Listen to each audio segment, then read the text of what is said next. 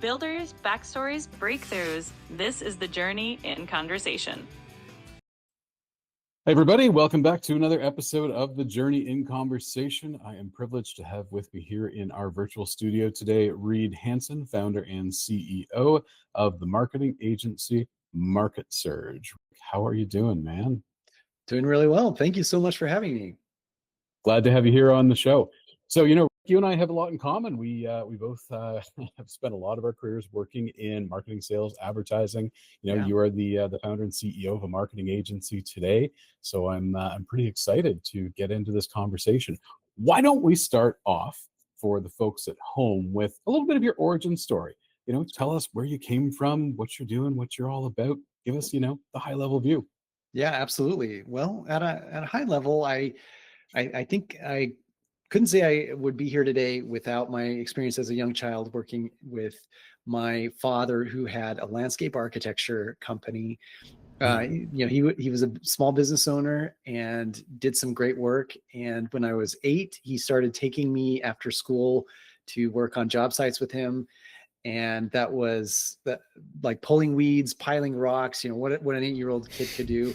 I didn't think I really appreciated it at the time, but over the years of my youth, I really came to really respect my dad and think that owning a business was something that I really wanted to do as well. And I really kind of kept that in my head. And I went to college and then spent 4 years as, pretty much a starving student. And, and I did think about going right into entrepreneurship, but I was also like really excited about a paycheck and reliable,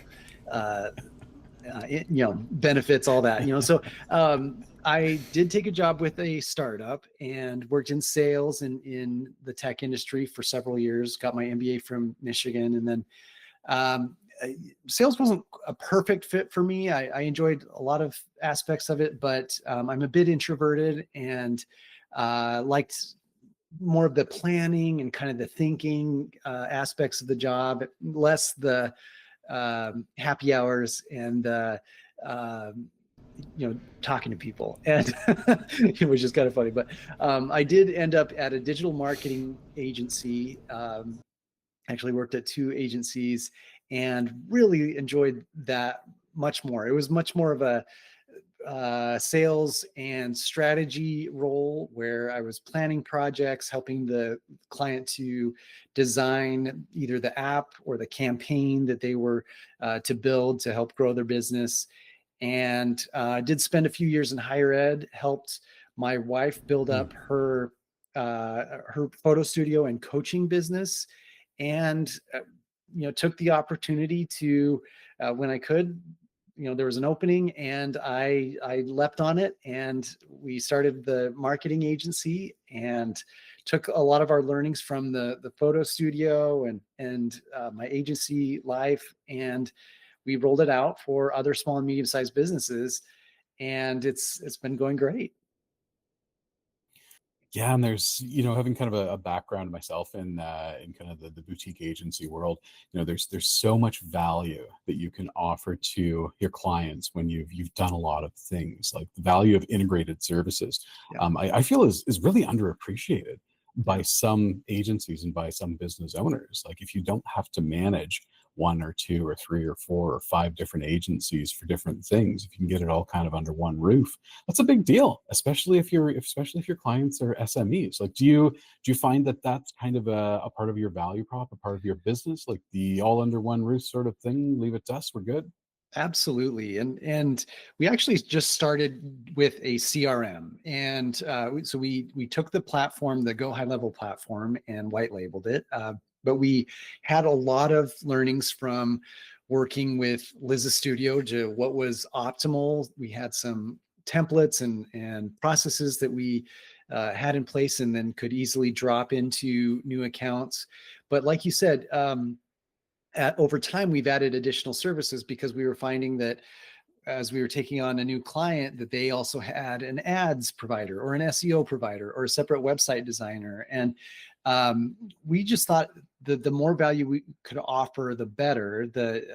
So we could take a more holistic view, really focus on growth rather than just supporting an app. And as we've added more, I think we do offer more value. And there is a lot to be said to have a strategic partner that does more for your business. And that partner, us, we feel a lot more vested in your success because frankly we just have the ability to help more. So you're absolutely right. And integrated services really is a great value that we offer. That's really cool. Is there a part of your practice? And, it's like the answer is I love it all. It's all great. We're all really good at it. We can do everything that we do really, really well. But Right. what is there a part of your practice that you really love? Like, is there a part of what you do that kind of lights your fire and you can just do it forever and it wouldn't feel like work? Yeah, that's a really good question. I'd say a big part of what we do is that the technology in the marketing space is changing so frequently and so rapidly. A lot of AI is driving that. AI seems to just be popping up in every digital tool that you're using, from your content designer to your like website apps, and just about anything you can think of, AI's embedded. And I have really made it a priority to test out a lot of tools. I'll do trials, and I also do like 1 month subscriptions to try and find the best of breed in each category, so I can recommend that. Now, because I think being a marketer today is just to be very flexible and be a quick learner. And I try to offer that in the way I review, the way I introduce tools to our clients. I've tried them, I've tested a handful, and this is the best of breed. That is the part I like the most, is kind of playing with the toys, so to speak. And it's so satisfying to find something that really works. And once in a while you'll find something that, like, for a very like a free model or a very low cost model, you can have a huge impact. And I would say that Chat GPT just overall has that value prop. Like, you could do so much with a very low cost, but there are many other apps that are out there that have free options that really help these, like you said, SMEs to grow. So that is my favorite part of the job. I do enjoy the slow burn of SEO as well, when we can see like that we've had an impact. And it feels like, I do enjoy cooking, and I do like slow cooking meat, and for whatever reason, it's more satisfying when it comes out that you've spent more time on it. And it just feels like SEO, not only is it, it does take a while to see an impact, but it does feel a little bit more permanent. It's less of a one hit than a lot of marketing things, like ad spend or, promos, things like that. SEO does seem like it has some enduring qualities that really help a business. Yeah, I've always kind of thought of SEO as building like an audience longer term. Like it's a heck of a lot of work up front, and you don't see results from it that are appreciable for quite a while. Whereas, kind of the converse of that, you look at paid advertising campaigns and advertising in general, and you can write a check and pretty much get stuff coming in immediately. Yes. But the challenge with paid advertising, and I kind of, when I'm talking to folks that I work with and say like, hey, don't over rely on paid advertising, because you're essentially renting access to an audience, right? So you need to blend all of those things together, and you need to really take a look at your marketing mix and say like, okay, we need to build out a program for you that's going to be a little bit broader in scope. You're talking about SEO there, and SEO is a really interesting topic, especially when you think about AI. AI is kind of the SEO killer, a lot of people are saying. Sure. Like, what's the point of doing SEO when search engines as we know them are going to kind of cease to work the way that we've always kind of relied upon? And media businesses right now in particular, some of them are having a heck of a challenge with traditional SEO and what they would get from search marketing kind of going away. But what's your take? Like, is AI going to kill off SEO, or is it going to evolve? Where do you see that kind of playing out? Yeah, I think it's a bit of an evolution. The principles behind SEO, it is kind of a shame that we've had one very dominant player for a long time, and so somewhat at the whim of Google, they'll make a tweak to the algorithm. Sometimes it's transparent and publicized. Other times it's not. And it's frequently people have felt the rug pulled out from under them when they've made an investment in a certain tactic, like SEO tactic, and all of a sudden, poof, all that progress is gone. Whether like seeking certain kinds of backlinks, for instance, or prioritizing certain technical changes on a website. And so I will give this critique of Google. I think they've kind of acted like they've had the monopoly, and the AI emergence for people doing searches, making purchases based on asking an AI engine to build a list of recommendations, teach me about what I need, and these no-click searches that has obviously really changed the game. So it prioritizes a different kind of content, more of an anticipatory, like what kinds of questions are ideal customers asking AI engines. And because Google itself has really demoted the typical search to, in many cases, what you'd say below the fold. So many searches, you don't even see the first websites. You see a block of text, which is explanatory. And the citation is very small. Sometimes it doesn't even reference a specific brand. And so you'll have like this block of text. Maybe you'll see a peek of an ad, the paid search, and then the organic search below it. And so it's of course very frustrating. I think it's been devastating to news organizations and media websites. But for a brand that is trying to get ranked, that maybe they have a niche product that requires somebody to search for it, then quite devastating. But if there are some technical changes, things like you can create an LLMS TXT file that instructs the LLM how to find your site, and give some data references, how to navigate your site. That's been an interesting practice, and that will evolve, and we'll try it. And adding more and more FAQs on key pages is also very helpful. And I understand some people are using the tactic of asking AI engines repeatedly, like, oh, why didn't you reference this brand in this particular question? Kind of like that's a little bit hacky, but it just seems like hacky is something you have to kind of do in SEO occasionally. So I think you'll see there's a slight shift in strategy and a slight shift in tactics, but overall the principle of trying to be informative and helpful, and also to seek the backlink, like high quality backlinks, not just like paid. You're not buying spots, but you are buying citation. You can actually be quoted in high ranking websites, referenced, not in a list, but more as like, we're a thought leader on this topic. And those kinds of efforts have helped SEO, but that's what you should prioritize in this new space. And you just have to keep learning and adjusting. And there's a new LLM model coming out every month, and we have to kind of just learn and adapt. But I mean, I think that kind of makes our job fun, is to keep pivoting and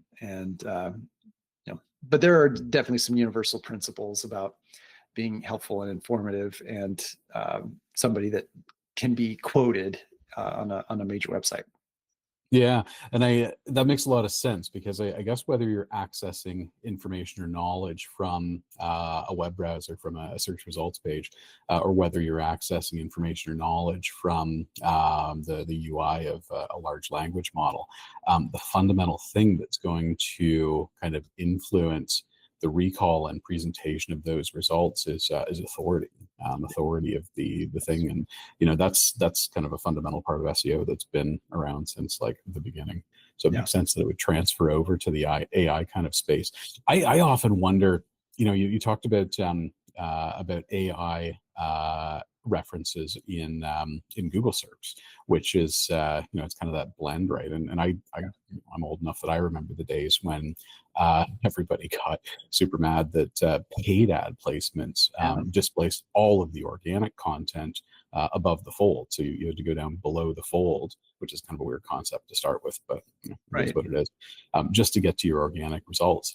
And I kind of wonder what's going to happen if we see this trend of people accessing LLM results or doing LLM work in an application outside of a web browser. So what happens when you go to your ChatGPT app on your desktop or your Perplexity app on your phone to do a search instead of going to google.com to do that same search? Like, I think there'll be some really interesting fundamental change that happens there.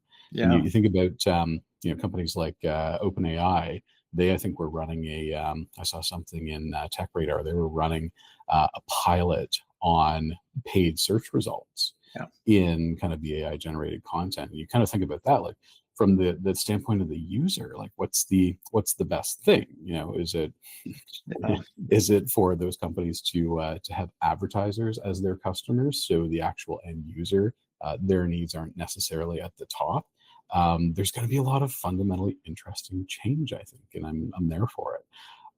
Tangent over. Let's talk about MarketSurge. So you started this marketing agency, and it's been, how many years have you been in business now? Is it relatively new? If you've been founded in 2021, fall 2021, and my wife's studio was the first client, and we through my wife's contacts, we were able to add a lot of photography studios. I think it's a good story about niching down, because we were focused very early on with photo studios, but a very niche boudoir photography studios. And with that, it because niching is a great way to start a business. But I call it, like, we did the double niche, where it's like you go photography studio, but a subset of that. And we found that a lot of these business owners know each other through conferences they attend or Facebook groups that they are members of. And we were able to grow really quickly and do really well. And now, I think, actually, I can't remember what your question was, and I'm sorry, I got a little sidetracked. But and so we grew over time with primarily photography studios, but then started to introduce some other kinds of companies, and now we do a lot of business with home service businesses, and that's been a great vehicle for us to grow. So your agency, you started in 2021, which, kind of in the midst of COVID and lockdown, all that kind of craziness. What was that like? I mean, I assume that there was some messiness and a lot more uncertainty than you might have otherwise, but tell us a little bit about the first days. What were some of the challenges that you ran into? Yeah, absolutely. So, I mean, we were locked down, and the benefit of working with photography studios was, in many cases, that they were not categorized under businesses that had to be closed. They were like very high contact, and so they maybe just slightly overlooked. I don't know that there is, some proximity and so there is some risk, but they were largely overlooked by these kinds of legislation. And so they were able, for the most part, to stay open. And in many cases, we benefited from, and I'm going to forget the legislation, but as people were getting checks from the government, either to help their small business stay afloat or just replace lost income from furloughs and whatnot. This is a pricey, bespoke kind of photography, and a lot of people were looking for something that they could do outside their house that felt like a luxury treatment. Most of the spa services were closed, and so many women thought that this would be a great opportunity, and they had, in many cases, like $5,000, and in many cases they were utilizing this on a pampered, special photography experience. And so the success of the studios, we were able to identify this opportunity, and we reached out to people and say, like, this might be a great way to treat yourself when you're stuck at home. And so we tied into the current events and the fact that people had a little bit of extra cash, and we're able to convert that into a great experience for many of these photography studios. So I guess there's a lot of, they say this in politics, a lot of crisis presents some opportunity. And, and honestly, I think it was a great service that we did for a lot of people that were feeling lonely or feeling a little sad and just needed to treat themselves. So, that worked out well. I would say 100% of our clients that first year, they were not using a tool that had the ability to text. And so we were able to automate texts for reminders and, confirmations, follow up on missed payments, or, like links to signing contracts. Texts are such a great vehicle for communication. 95 to 98% of those texts are opened. And so that really helped. And it's with a photography experience, that's a high touch, a lot of communication. There's a lot of paperwork that goes back and forth, approvals needed, scheduling needed. There's a consult, and then there's the shoot itself, and then there's a viewing session and a purchase session. And so many different appointments and calendars needed to be managed. And that ability to have texting just really, really made a big difference for a lot of these businesses. Yeah, and the automation part too. I think about kind of the what you're referring to there. I always think of that through the lens of dentists, because I work with a few dental studios, like that's in my client base, and it's the same sort of thing. Like, it's very high touch. There's lots of stuff that has to be done beforehand. But what I also find is that when you layer in that type of automation, you also surface some very interesting opportunities for building loyalty and building a brand. You're very functional utilitarian. Press 1 to confirm your appointment. Can also be a how was your experience? Just send us back a 1 to 5. What could we do better? That sort of thing. There's tons of opportunity with text-based, SMS-based tools to do stuff like that, and it's really neat. Full disclosure, I think that probably my favorite part of work is also playing with all of the toys. Yeah. Yeah, it's the best. Thinking about kind of those early days, 2021, operating through some weird ups and downs. Like, is there any advice that Reed Hansen today would want to put in a time machine and send back to Reed Hansen 5 years ago? Yeah, well, that's a great question. Let's see. I think what my big takeaway years later is we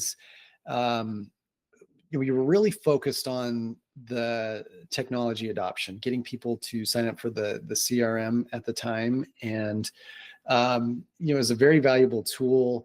And we were just really focused on the volume of those. And today we have pivoted slightly from trying to get a lot of clients on the CRM platform to getting deeper in with these clients, having larger engagements. Those become great relationships that endure more. When we offered a tech tool, it was a little bit easy come, easy go, where we would get some people switch in very quickly and then they'd switch right out. And and in some cases it was because they weren't all that serious about their business and they thought that this would be a quick win. Maybe this business was a side project for them, not a full-time thing. And so we had a low dollar offering, and it did seem to attract a few people that weren't investing in their business. They weren't putting their full self into their own business. Now, and I would say that we would, and we're doing this now, but we're finding more success with larger engagements, slightly fewer clients, and just having a bigger impact that way. And that it prevents a lot of the churn, I think. And I think we really feel like we have an impact when we can do multiple tasks for a client and really collaborate and build the rapport and trust. I think that would be my takeaway. Yeah, and one of the things that any professional services-based business really kind of like absolutely loves is recurring revenue. Yeah, yeah, absolutely. It's pretty much a universal truth. Like it's always easier to market to your existing customers than go back to the market and try and find new customers, right? So like that process where you're building trust and you're kind of doing more with your existing customers, bigger engagements, longer term, that has some real benefits. But do you find that on the flip side of it makes new business development a little bit more challenging? Like you and your team, do those skills and capabilities kind of atrophy a bit because you're not using them as much? Yeah, that's a great question. Well, we were having primary success through word of mouth. Friends of friends liking the tech product and then referring their friends to come join. Now, that was great, and word of mouth is awesome. You deliver a great service and you get rewarded that way. But also found that I didn't have as much influence over these particular clients that came in through word of mouth, and they weren't necessarily open to upsells from me directly unless the same person that had referred them was also using this service. They continue to go back to the original referrer, and it almost made me dependent on them. So we've actually pivoted quite a bit to our content channels. This year we have introduced a newsletter and a podcast, and we've tried to be more of an educating partner than simply being more like reactive when people come in with requests.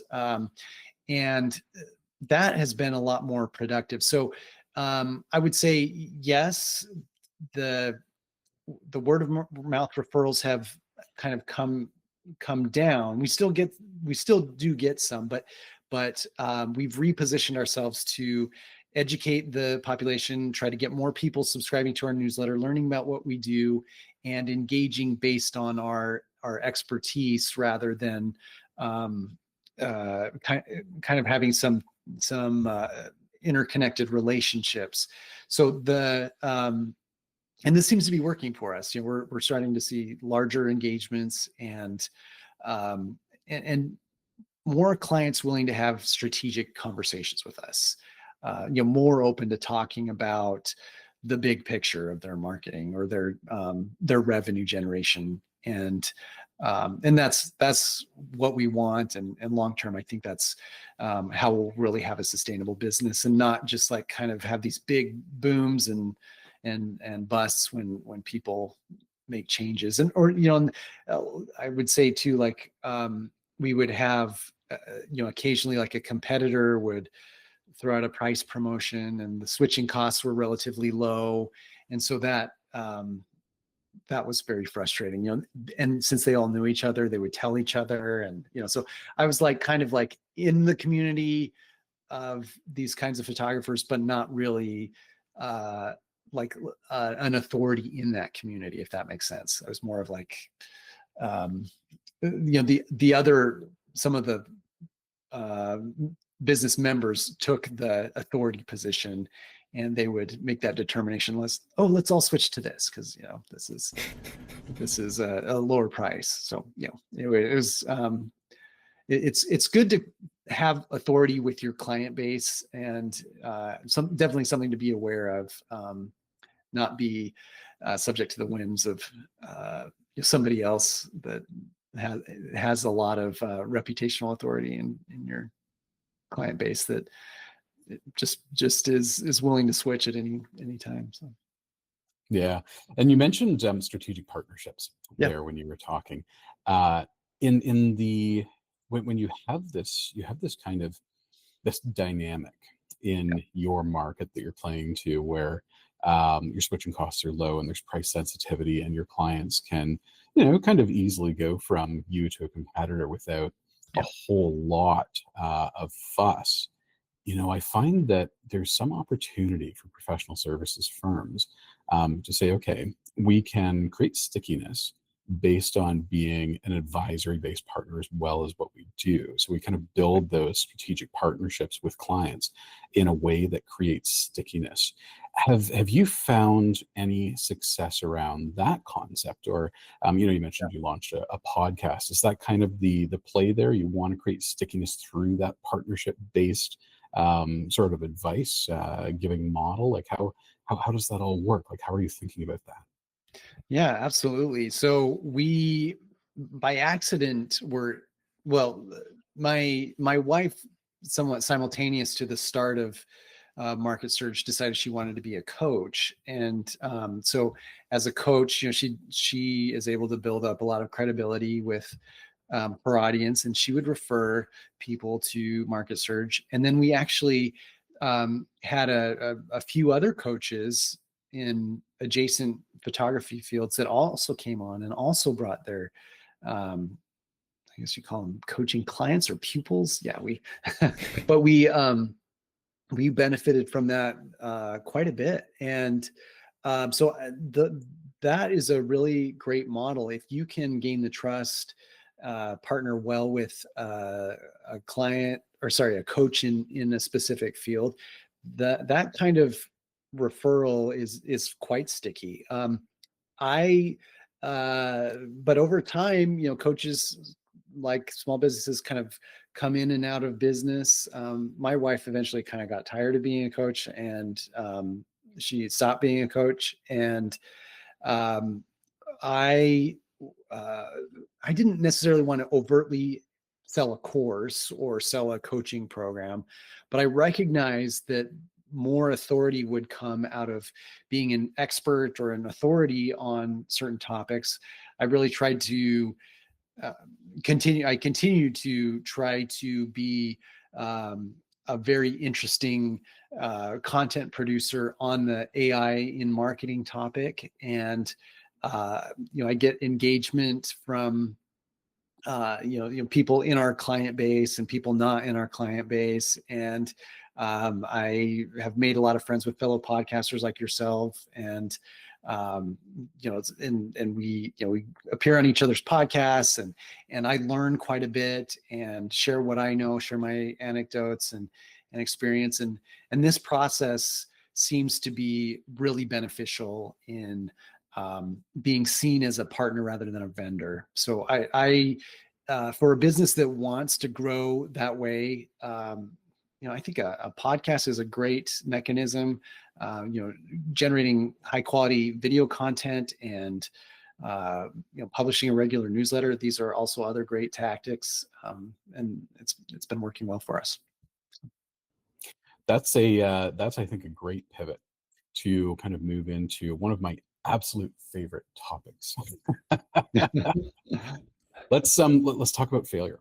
I've always believed that failure is one of the things which can teach us the most. Like you don't learn nearly as much from raving successes about how to improve as you do from failures.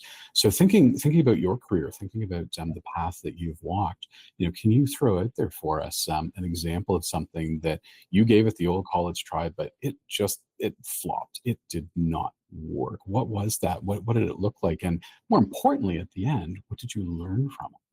Yeah, well, and hindsight's always 20/20, and I have definitely had my share of failures. I think when you're in a sales role, for instance, you get a lot more no's than you get yeses. You just have to deal with that. I think it's a great character building exercise to work in sales for a few years, and any entrepreneur is inherently a salesperson. They have to sell their brand or sell the product directly.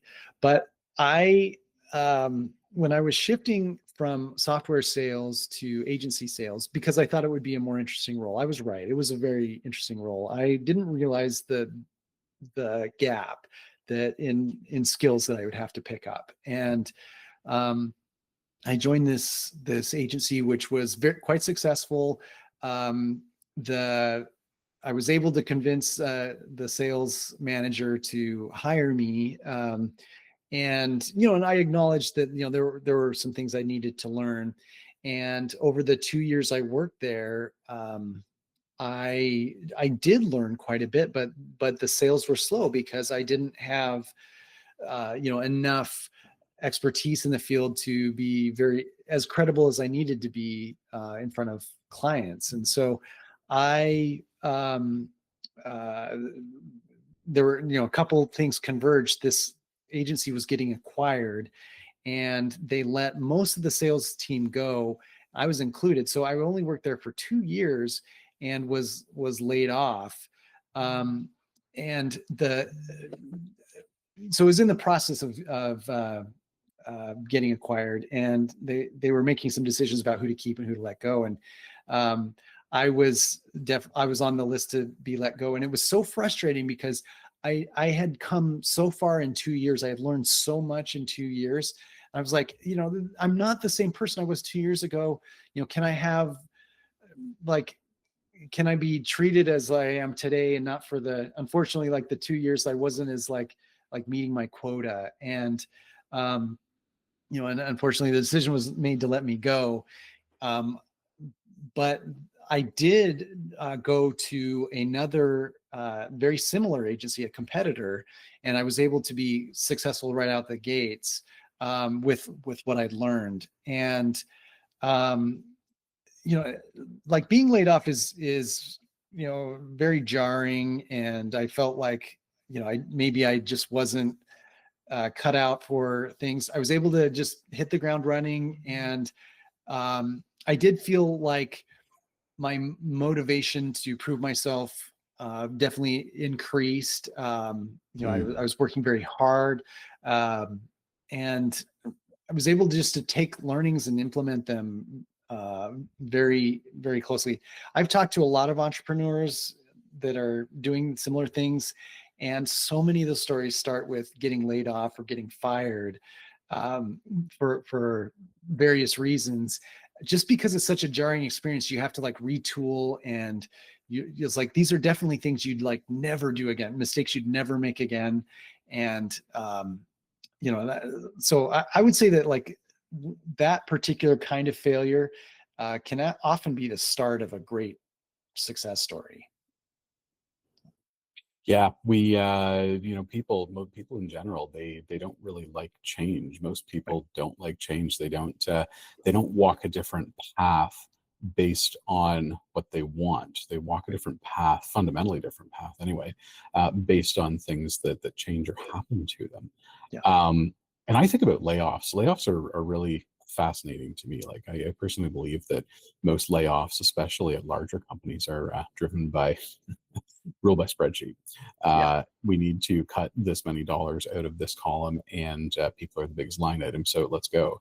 But I often feel like there isn't a lot of thought given to the value of the investment in staff that walks out the door. So in your case, you said I worked there for 2 years for that agency, and I'd learned a ton. I was a very different person, a very different worker at the end of the 2 years when I was laid off versus at the beginning. That journey has accrued value in it, and the business let that accrued value kind of walk out the door and go across the street to a competitor, which is, it's always a fundamentally interesting thing for me to say, okay, I'm going to cut costs as a business, and in the process make it easier for my competitors to kind of take me to the cleaners. Yeah, right, exactly. I know there's some irony in that, but and some satisfaction, but yeah, I think overall, in retrospect, it was good for me. I wouldn't wish it on anybody, but it was it was for my good. Let's talk a bit about people and influences. Yeah. Are there any books, any mentors, any stories, or anything kind of in that space that you have found deeply influencing? Let's kind of bring that up into the open. Yeah, well, you use the word influence, and that, of course, reminds me of Dale Carnegie. This is probably a book that comes up a lot, but the 7 Habits of Highly Influential People is one of my very favorite books. I think fundamentally having good people skills, good conversational skills, being a good listener is just so important in, served me very well in sales, but it's also served me well in life. I've learned so much from so many people just because I've learned this like questioning and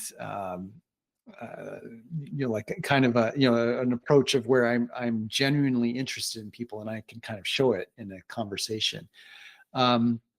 I would also say I've really enjoyed reading the books of Russell Brunson, who is, I actually have him sitting right next to me, where he talks a lot about, so he was the founder of ClickFunnels, for those that may not know, but he very influential in the CRM space, and his key to success has largely been around designing great offers and how to really entice people with like giving them something, like leading with value, leading with information, and drawing them in, creating that trust. Then it creates an environment where you can do business together. And learned a lot. It's really helped my business. He's a great businessman, and I think he has like 3 or 4 books out now. But you look for books like Expert Secrets or Traffic Secrets, or two great books I've really benefited from. Yeah, and value is one of my favorite words ever, because there's so much to it, right?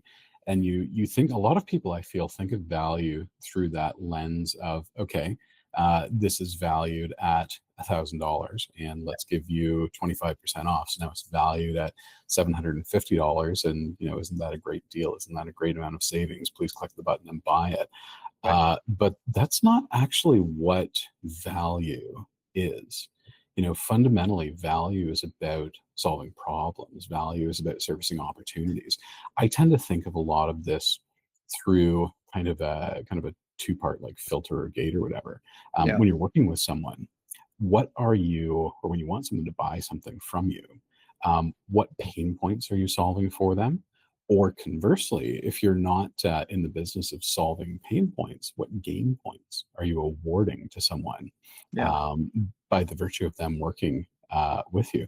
And I subscribed to this newsletter the other day that I found on Substack. It's about writing and kind of creating funnels and scale through newsletters and whatnot. And the first thing that I read about that newsletter was interesting. It was interesting enough for me to subscribe, because my inbox is full all the time, so I'm very choosy about what I actually subscribe to. And it was enough for me to put my email address in. But then within about 12 hours, I had a series of emails come in that essentially said, buy this for 50% off, 60% off, 70% off.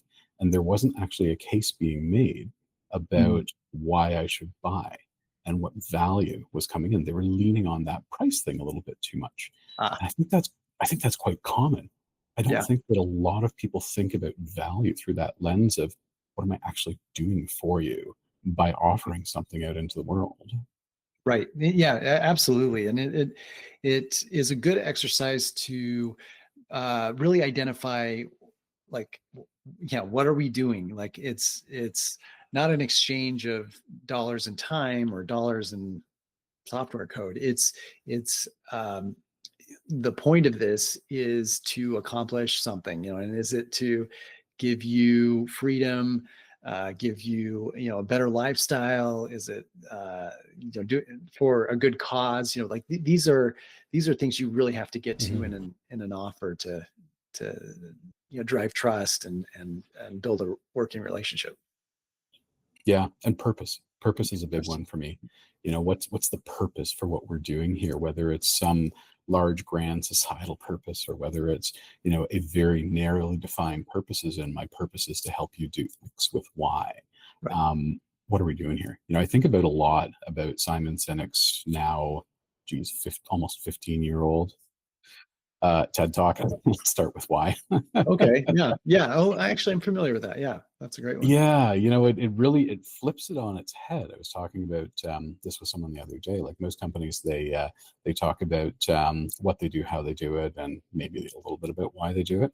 But the greats start with why. They talk about why they do something, and then they get into the what it is and the how they do it. The how is really kind of the last thing in the chain that you really want to talk about. And if you think about it, like for most people, how you as a service provider or as a vendor go about fulfilling your part of the agreement, who cares? How much does it matter? Right. So why spend time on it? Right. Absolutely. No, that's a great point. Thinking about folks who are at home, and maybe they're kind of in the place where they're saying, I want to start my own marketing agency or advertising agency or creative agency. What advice do you have for them? What have you learned over the last several years throughout your career that you can pass on and say, this will help you? Yeah. Well, I would recommend specializing in some aspect. I think you can still have a broad agency offering. Like you can offer, a handful of services, but it's great to start with a niche. And sometimes that'll happen organically. Don't let it be just for a single client, though. If you, go in deep, if you get a handful of clients in a special niche, or you could get like an aggregator, like a coach or a consultant that like co-promotes you. Look for those kinds of opportunities, like a one-to-many or connecting with somebody that's a super networker. This is very valuable. They lend you authority and also really accelerate sales cycles. So look for those kinds of opportunities. Try to specialize early, but you don't have to be specialized forever.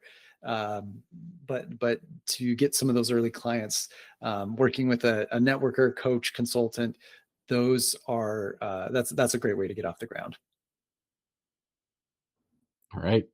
Reed, why don't we close things off by you giving us the pitch for MarketSurge? Give us the very short version of what you guys do, what you're looking for, and where we can connect with you, the folks at home. I'll also put stuff in the show notes for everybody who's listening. Don't feel like you have to rush for the pen and paper right now, but give us the elevator pitch, man.